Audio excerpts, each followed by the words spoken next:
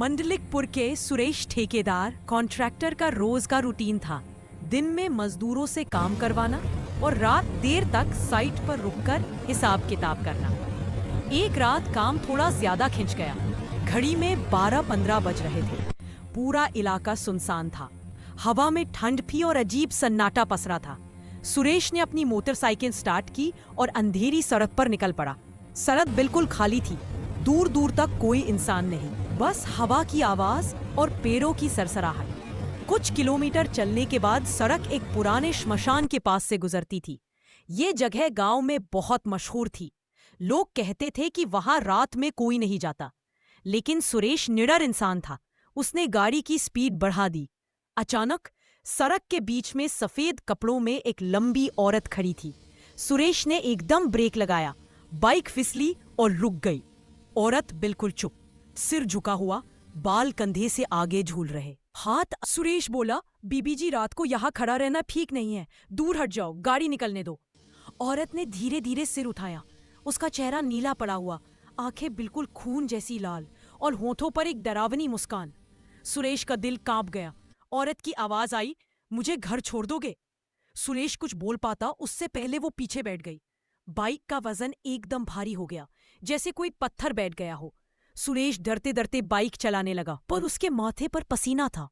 पीछे से अचानक आवाज आई, इतनी धीरे क्यों चला रहे हो? मुझे जल्दी घर पहुंचना है। मैं बहुत थक गई हूँ, बहुत थक गई, बहुत थक गई। उसकी आवाज हर बार दोहराते हुए और भारी होती जा रही थी। सुरेश ने डर के मारे एक्सेलेटर पूरा दबा दिया। बाइक तेज दौड़ने लगी। कुछ दूरी के बाद चुड़ैल फुसफुसाई, बाएं वाला रास्ता लो, वही मेरा घर है। लेकिन वह रास्ता श्मशान की तरफ जाता था। सुरेश को समझ आ गया, कुछ बहुत गलत है। उसने दाएं मोड़ लिया और तभी पीछे से भयानक चीख। चुड़ैल ने सुरेश की पीठ पर नाखून गड़ा दी। सुरेश दर्द से चीख उठा, लेकिन बाइक चलाता रहा।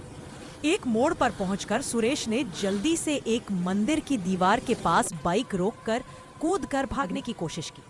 जैसे ही उसने पीछे देखा, बाइक पर कोई था ही नहीं, पर जमीन पर ढीले बाल जैसे निशान खींचते चले जा रहे थे, सीधे मंदिर के पीछे की तरफ। सुरेश कांपते हुए मंदिर के दरवाजे की तरफ दौड़ा। उसने घंटी बजाना शुरू कर दिया। घंटे की आवाज चारों तरफ गूंजने लगी। छाया में खड़ी चुड़ैल चीखकर पीछे हटने लगी। रुको, घंटी मत बजाओ। और तेज आवाज में घंटी बजते ही वो दर्द से चीखती हुई धुएं की तरह हवा में गायब हो गई। सुरेश बेहोश होकर गिर गया। अगली सुबह आसपास गांव के लोग इकट्ठा हुए, क्योंकि सुरेश मंदिर के बाहर पड़ा मिला था। सब उसे घर ले गए। उसकी पीठ पर लंबे नाखून के निशान थे, काले और जलन वाले। सुरेश ने जब रात की पूरी कहानी सुनाई तो गांव वालों ने बताया, सालों पहले एक औरत इसी रास्ते पर हादसे में मरी थी।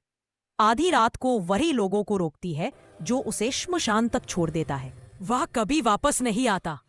सुरेश बच गया सिर्फ इसलिए क्योंकि वो मंदिर के पास पहुंच गया था।